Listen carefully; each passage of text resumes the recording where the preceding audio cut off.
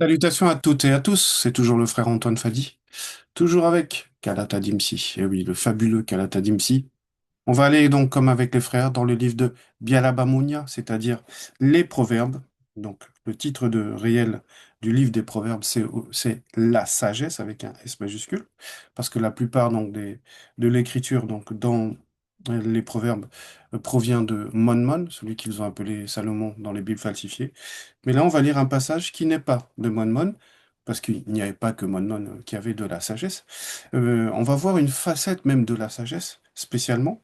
On va aller donc page 580 dans le livre, le chapitre 30, dans le texte donc qu'on va voir, émane d'un personnage un peu mystérieux, d'un personnage qui s'appelle Wono. Son véritable nom, c'est Wono. Et ils l'ont appelé dans les Bibles falsifiées parce qu'ils ont quand même une référence par rapport à lui. Dans les Bibles falsifiées, il s'appelle Agour, en fait. Wono, le titre de ce chapitre 30 de ce livre de Bialabamunia, c'est-à-dire les proverbes, donc la sagesse avec un S majuscule, cette sagesse qui émane du spirituel. Parole de Wono, parole avec un S de Wono. On rentre dans le premier verset de ce chapitre 30 et il est dit ceci. Moi, Wono, fils de Sangui, le sage connu, virgule, voici ma prière à l'aube et mes réponses à mes deux compagnons, Bissot et Mina. Point.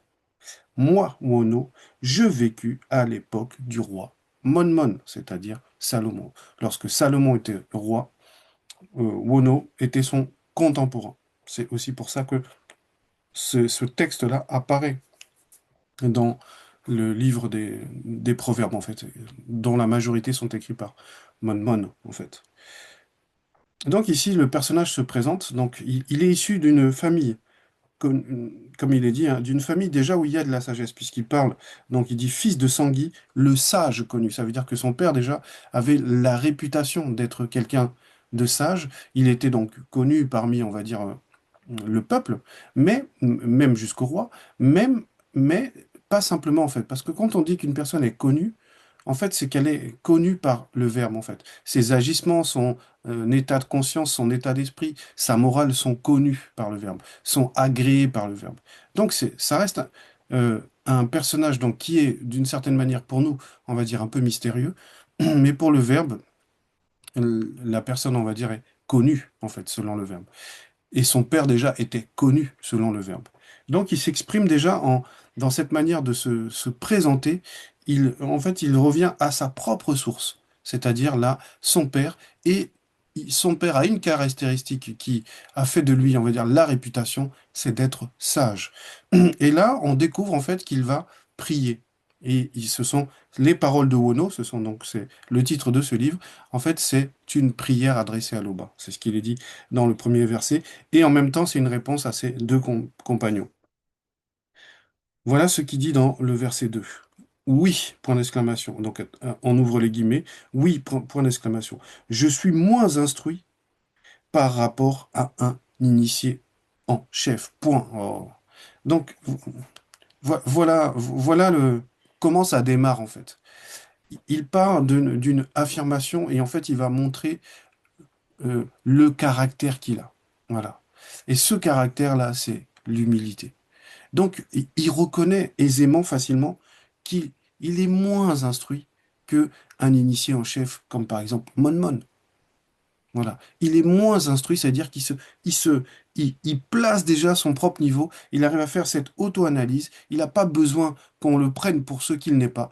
Il admet simplement qu'il est moins instruit, c'est-à-dire il a moins de connaissances, il a moins de puissance, il a moins d'aura qu'un initié en chef. Voilà.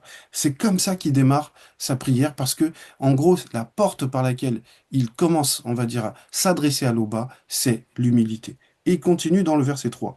Je n'ai point encore acquis la sagesse avec le S majuscule, celle qu'il y avait dans le titre, interdite, virgule, et oui, interdite, parce que effectivement c'est un terme que Zulula nous a appris, la sagesse interdite, la connaissance interdite. Et oui, interdite pour qui? Voilà. Ça veut dire en gros que cette connaissance, cette sagesse n'est pas l'apanage de tous. Tout le monde n'a pas accès à cela. avoir accès à cette connaissance qui est interdite pour certaines personnes, pour une majorité de personnes, ça veut dire que cette connaissance est extrêmement valeureuse. Elle a une valeur inestimable. Et lui, il est conscient que il n'a pas le niveau donc d'un initié en chef ou non. Il n'a pas, parce que lui-même il le dit, il n'a pas acquis cette sagesse interdite avec le S majuscule, même s'il a de la sagesse héritée même de son père, qui est le sage connu. Et il continue, il dit, virgule, et je n'ai pas accès à la manifestation de la connaissance de celui qui est, avec des majuscules à connaissance, à celui et à qui est. Oh. On rentre déjà dans des paroles très, très spirituelles de quelqu'un qui démarre donc sa prière par l'humilité. Il arrive à se positionner dans cette humilité. Il reconnaît qu'il n'a pas plus de connaissances qu'un autre, il n'a pas plus de puissance, de mérite qu'un autre, surtout on va dire, face à un initié en chef. Voilà. Et il sait pourquoi. Il reconnaît que il n'a pas encore atteint certains stades dans sa sanctification, dans son évolution personnelle par rapport à la vérité, par rapport au verbe. Et donc, il va placer directement là l'importance de la sagesse, de la connaissance. Et il va montrer même que c'est par cette connaissance que on arrive à une autre connaissance qui est je n'ai pas accès à la manifestation de la connaissance de celui qui est avec un E majuscule parce que est même c'est une entité en fait. Quand les gens dans les religions ils disent ouais Dieu est grand, voilà. Ouais. Même dans leur langue, en arabe, ils disent Dieu est grand, etc. Voilà. Parce que la plupart donc du schéma religieux, c'est de caractériser en fait celui qu'ils appellent soi-disant le créateur, qu'ils appellent Dieu. Dieu, c'est un être divin, c'est une créature. Le créateur est au-delà d'un être, au-delà de la divinité et donc au-delà de être, alors que eux, ils vont dire Dieu est grand, Dieu est bon, Dieu est miséricordieux, Dieu est tout miséricordieux, etc. En fait, quand ils le qualifient comme ça, ils en font une créature.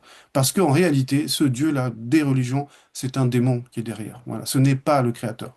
C'est pour ça qu'ici, on a cette précision de quelqu'un qui n'est pas un initié en chef, qui n'a pas un niveau extrêmement élevé, mais il a une connaissance et il a une humilité qui est une forme de connaissance exceptionnelle. Donc, de la connaissance, cette connaissance mystérieuse, cette connaissance avec le C majuscule, qui veut dire une connaissance qui n'est pas juste la connaissance des choses du monde, mais qui est une connaissance spirituelle. Et qui veut dire connaissance, dit que c'est dans les deux sens, c'est connaître dans les deux sens. C'est-à-dire que le spirituel connaît la personne et la personne connaît les secrets du spirituel. Cette connaissance de celui qui est, celui avec le C majuscule, on va dire c'est, on parle de l'Oba ici, et qui est avec le E majuscule veut dire que ce est-là, ce n'est pas l'Oba lui-même, ce n'est pas le celui, ce est-là, E majuscule, c'est une entité en fait. Et cette entité, qu'est-ce qu'elle nous apprend? Elle nous fait comprendre que l'Oba est au-delà du verbe être, au-delà de être, au-delà d'être en vie, au-delà de l'existence, toutes ces notions de créature, l'Oba, le seul et unique créateur, est au-delà de ça. Voilà, ça c'est ce qu'il y a dans la manifestation de sa volonté, toutes ces notions-là de créature. Donc il est néanmoins conscient euh, dans la manière dont il s'adresse, il est conscient de la vérité. Voilà. Mais cette vérité-là, cette relation qu'il a avec la vérité, elle est pleine d'humilité. Ce qu'on ressent là, chez Wono, là, c'est vraiment une personne qui est humble. Voilà. Parce que la manière même dont elle s'adresse au Créateur, c'est rempli d'humilité. Il se positionne parce qu'il est conscient de son niveau spirituel. Il est conscient de qui il est par rapport à l'Oba, par rapport à la création, par rapport au verbe de l'Oba. Verset 4. Qui est monté dans le non visible avec des majuscules et en est revenu, point d'interrogation.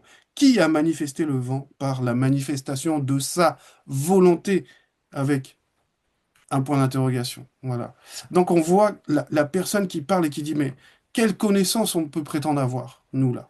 Est-ce que nous sommes montés dans le non-visible et on en est revenu?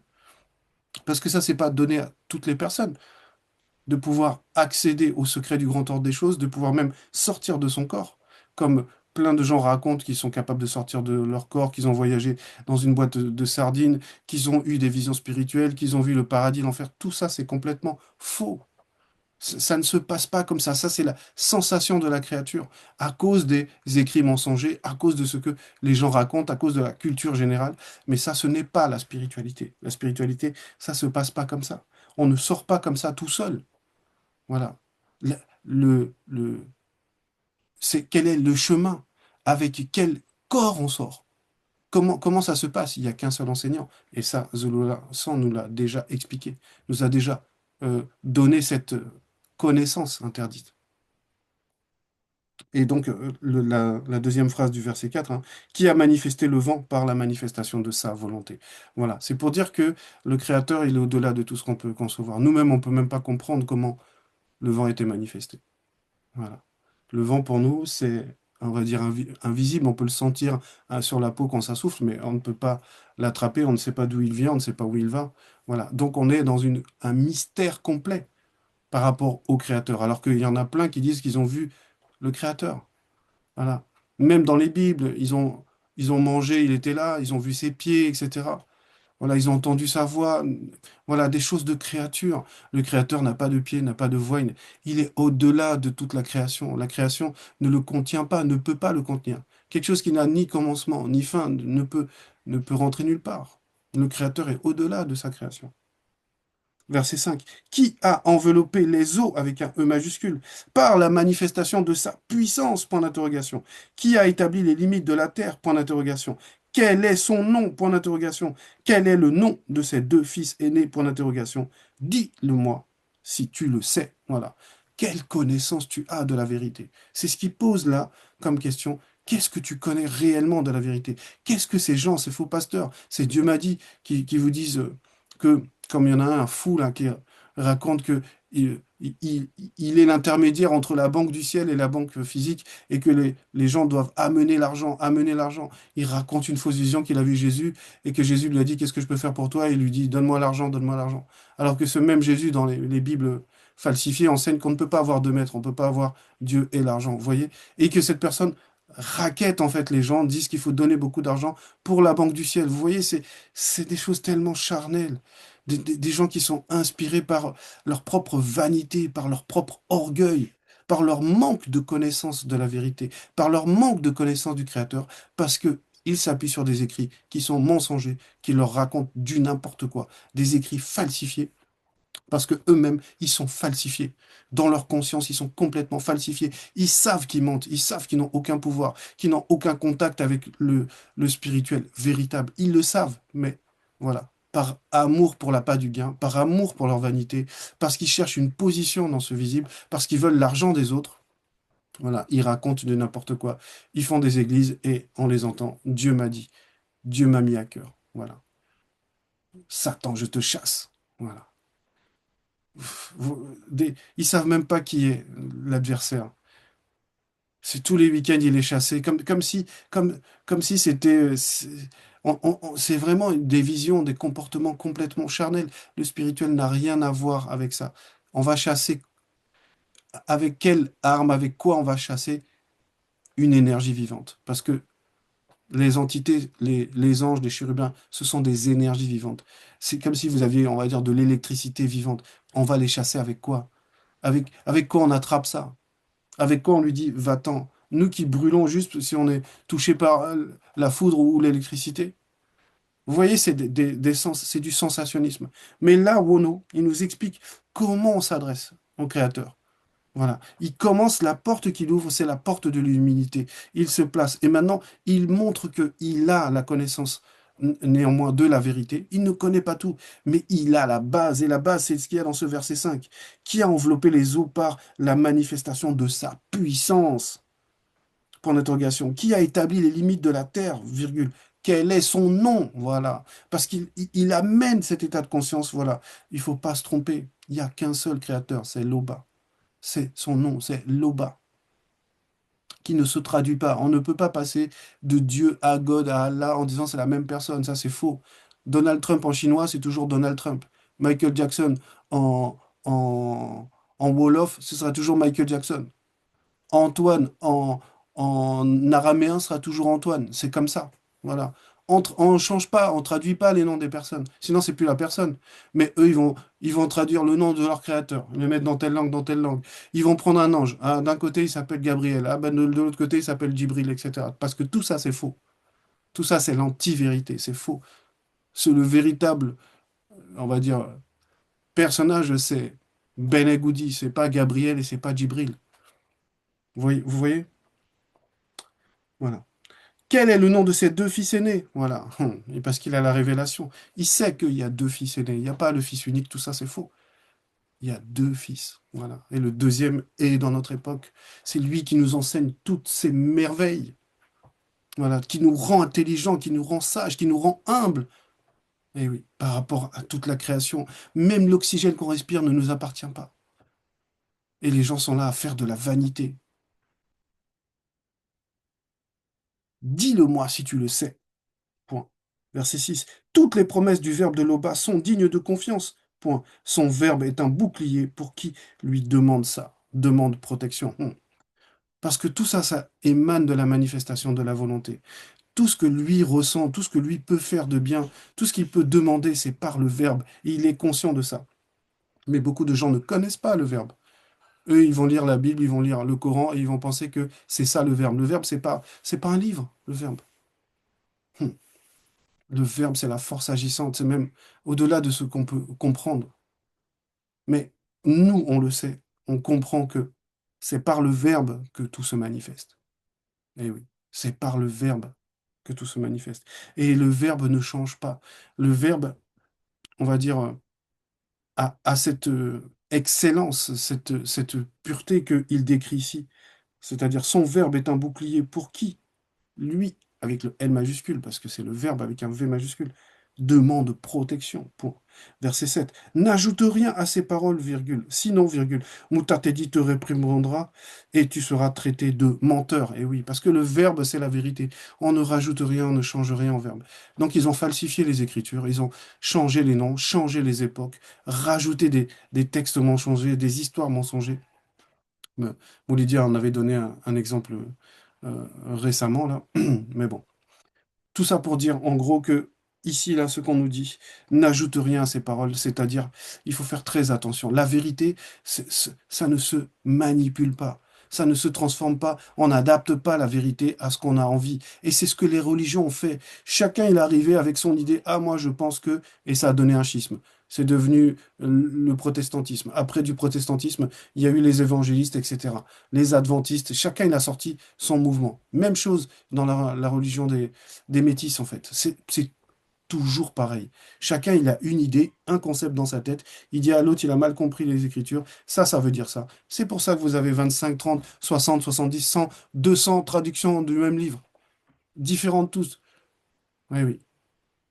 Chacun y va de son idée parce que dans sa tête, Dieu m'a dit, ah, moi j'ai compris comme ça veut dire que c'est ça qui sera bon. Et chacun vient et dit, il a la vérité. Sauf que la vérité n'est pas multiple, la vérité est unique. C'est pour ça qu'on ne peut pas la changer, on ne doit pas la changer. Et si on la change, ce qu'on on va dire n'est pas réalisable en réalité, mais si la personne, on va dire, pense que amène quelque chose de différent par rapport à ce qui est écrit, c'est un menteur.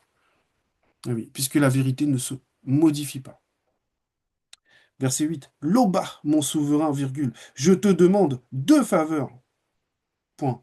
Accorde-les-moi, je te prie, virgule, jusqu'à la fin de mon existence dans le visible. Donc il fait sa demande dans sa prière parce qu'il prie pour quelque chose. Voilà, il est dans une demande, il vient de franchir la première étape d'humilité, la première étape où il montre qu'il est conscient à qui il s'adresse. Parce que tout ce qu'on vient de lire montre l'état de conscience de Wono. Il est conscient qu'il s'adresse au Créateur, que le Créateur est au-delà de la manifestation de sa propre volonté, puisque sa propre volonté, c'est toujours pas lui. Au-delà de la puissance, de la toute divine puissance, de l'omniscience, etc. Parce que ce n'est pas lui-même. Lui, il est au-delà de tout ça. Il est en dehors de tout ça, en dehors de toute forme de manifestation. L'Oba est en dehors de ça. C'est pour ça qu'on le qualifie, on dit l'Oba est quelque chose. Et là, c'est une entité. Ça ne veut pas dire que l'Oba est. Mais cette entité nous montre que l'Oba, il est au-delà de cette chose-là dont on va parler. Donc il est conscient de tout cela et il est dans son cheminement de prière. Il arrive ici. Loba, mon souverain, virgule, je te demande deux faveurs. Point. Accorde-les-moi, je te prie, parce que c'est la raison pour laquelle il va prier jusqu'à la fin de mon existence dans le visible. Ouh. Vous voyez le niveau, la personne demande quelque chose. Il veut que ça soit comme ça jusqu'à la fin. Ça veut dire qu'il est conscient de ce qu'il va demander. Pour lui, ce qu'il va demander est extrêmement important et est selon le verbe, est juste et quelque chose qui va l'aider tout au long de sa vie. Ça s'appelle l'humilité. Déjà, juste dans la manière de parler comme ça, on voit une personne qui est humble. Verset 9. Éloigne-moi, éloigne de moi mots et mensonges, virgule. Et ne me laisse pas devenir trop pauvre ou trop riche. Point. Donne-moi juste ce dont j'ai besoin pour vivre. Oh là là, mince. Et les gens, ils sont dans les prières, comme j'ai dit, j'ai donné l'exemple tout à l'heure de ce faux pasteur là, qui dit que les gens doivent donner une offrande de 1 000 $, c'est rien. Les gens, ils sont là, 10 000 euros, 5 000 euros, viens chercher ton enveloppe. Une offrande de 10 000, 5 000, c'est rien. Mais les gens se rendent pas compte en fait que tout ça, c'est le mensonge.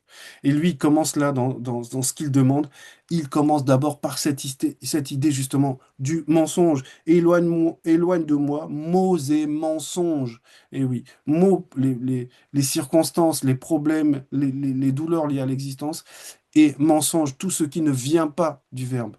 Éloigne-moi de ça. Mets-moi à l'abri, comme il avait cité lui-même, que le verbe, c'est un bouclier pour qui le demande. Donc il demande à rester à l'abri quand il dit éloigne de moi mots et mensonges. Il ne veut pas avoir de contact avec ça. Il veut demeurer dans la vérité. Et ensuite, et ne me laisse pas devenir trop pauvre ou trop riche. Voilà. Qu'on le limite dans ses actions, c'est ce qu'il demande, qu'il ne soit pas dans les excès, que ce soit la pauvreté ou la richesse, c'est-à-dire qu'il reste au milieu. Et ça, c'est l'humilité même, de chercher toujours l'équilibre, de chercher toujours à ne pas être trop dans quelque chose ou pas assez dans quelque chose. C'est ce que apporte le verbe. Et ça même, c'est un peu un état de paix, parce que c'est ce qu'il y a derrière la paix. La paix, c'est l'équilibre, en fait. Parce que c'est quand il y a déséquilibre il y a plus la paix, que c'est là qu'on est dans les souffrances, où il y a quelque chose qui ne va pas, on est dans l'excès de poids, par exemple, ben voilà, c'est un déséquilibre. C'est-à-dire qu'il n'y a plus la paix par rapport au poids. Donc ici, il dit bien, hein, donne-moi juste ce dont j'ai besoin pour vivre. Voilà, ça c'est de l'humilité. Il ne demande pas la richesse absolue, il ne demande pas à devenir une star comme les gens voudraient tous les jours là. Ah, moi je veux être influenceur, je veux gagner 5 000 € par mois. Les jeunes, ils sont dans un fantasme total de gagner 5 000, 10 000, 15 000 € par mois. Vous voyez tous ces menteurs d'influenceurs qui sont là. Ah oui, change de métier, hop, tu vas pouvoir changer tes revenus, tu vas gagner 10 000, 15 000 € par mois. Et les gens s'abonnent et les enrichissent eux. Alors que tout ça, c'est du mensonge. Tout ça n'a rien, ne rapproche pas de la vérité. Les gens dans ce monde ne cherchent pas la sanctification, qu'ils soient dans les religions, qu'ils soient sur les réseaux sociaux. Ils ne cherchent pas la sanctification. Ce n'est pas ça leur intérêt. Alors que là, dans ce discours-là, de ce verset 9, on voit quelqu'un qui cherche la sanctification, parce qu'il cherche cet équilibre dans sa vie. Il ne veut pas qu'il y ait trop de ceci et pas assez de cela. Voilà, verset 10. Et il va nous expliquer pourquoi. On va rentrer dans son état de conscience. Si je possède trop, virgule, je risque de trahir en disant, deux points, à quoi le verbe de l'Oba sert-il? Point d'interrogation. Si j'ai trop peu, virgule, je risque de voler et de déshonorer ainsi la loi du verbe de l'Oba. Point. Voilà quelqu'un qui se connaît. Là, il montre son état de conscience parce qu'il se connaît, il sait que l'excès de quelque chose peut l'éloigner du verbe de l'Oba et le manque de quelque chose peut aussi l'éloigner du verbe de l'Oba. Donc il cherche cet équilibre parce qu'il se connaît, il ne se ment pas à lui-même déjà. Et ça, c'est dans une prière. Vous voyez le niveau de prière consciente dans lequel Wono nous fait pénétrer. Verset 11. Ne calomnie pas un employé auprès de son employeur. Point. Sinon, virgule, il te maudira et tu paieras pour ta faute. Point. Oui, ça, c'est important, ça.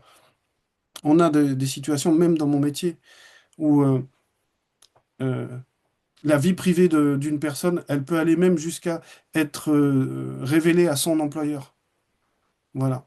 Il y a un monsieur, il a une situation, on doit le saisir sur son salaire. on écrit à l'employeur, on lui demande de le saisir à cause de telle situation. Et maintenant, l'employeur, lui, on va dire, il a une vision de son employé en disant, ah, lui, c'est peut-être une mauvaise personne, il fait pas ce qu'il faut dans la vie pour ses enfants ou pour ceci, pour cela. Alors que c'est pas même pas forcément le cas. Mais il est, on va dire, il est d'une certaine manière, il est calomnié devant son employeur. L'employeur, pour quelqu'un qui est employé, et c'est une personne importante. C'est une personne qui lui permet d'avoir un salaire, etc. Ce n'est pas juste, on ne regarde pas juste un employeur comme, on va dire, comme si on n'avait pas de, on ne ressentait rien si l'employeur nous disait quelque chose ou faisait quelque chose contre nous. L'employeur a une part importante pour l'employé. Eh oui, parce qu'on travaille pour cet employeur. Et des fois, il y a de très bons employeurs. Il y a des gens, ils savent vraiment gérer leur personnel, etc. Il y en a d'autres, ils savent pas faire, mais voilà. Donc, il faut faire très attention. Une personne, comme il le dit là, ne calomnie pas un employé. Voilà. En gros, ne fais pas aux autres ce que tu n'aimerais pas qu'on te fasse. Toi-même, tu es aussi un employé. Peut-être que tu n'es pas un employeur, mais toi-même, tu es aussi un employé. Donc fais attention, tu es dans la même position que les autres. Donc fais attention à ne pas salir les autres, parce que ça aussi, tu vas le payer. Et ça, quand on est comme ça, quand on calomnie, on va dire, un employeur face à un employé, quelqu'un qui est au-dessus de lui, voilà. C'est- Ça, c'est l'absence d'humilité aussi. Verset 12. Il y a des gens qui maudissent leur père et ne disent aucun bien de leur mère. Point. Ouh. Voilà. Ça, c'est aussi l'absence d'humilité. Donc là, il prend des exemples de ce qu'il ne faut pas faire, mais qui existent néanmoins. Il y a des gens qui calomnient, il y a des gens qui maudissent même leurs propres parents, c'est-à-dire leurs sources.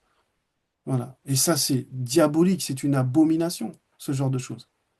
Quand on est selon le verbe, on ne le fait pas, même si on est dans des situations où on est fâché, etc. et tout, en arriver jusqu'à maudire, vouloir que le malheur arrive sur la personne, alors que c'est cette personne qui nous a, on va dire, fait naître, hein. C'est chaud. Verset 13. Il y a des gens qui se croient purs alors qu'ils ne sont pas lavés de leur souillure. Point. Et ça, c'est l'exemple de tous ces faux pasteurs. Voilà, qui osent, qui font des débats à s'insulter, etc. et qui pensent qu'ils sont animés par le Saint-Esprit. Voilà. Déjà, juste faire des débats montre que vous n'avez pas le Saint-Esprit. Le débat, c'est diabolique. Le débat, ça n'existe pas. On ne débat pas avec la vérité. Voilà. On ne débat pas. La vérité, elle est unique. Il y a pas à débattre de la vérité. Donc, tous ces débats-là que vous voyez interreligieux, tout ça là, c'est du mensonge. C'est juste la vanité des gens, c'est juste leur ego qui se manifeste à vouloir, soi-disant, défendre quelque chose qu'ils ne connaissent même pas, qu'ils ne maîtrisent même pas, parce qu'ils n'ont jamais été mandatés pour cela.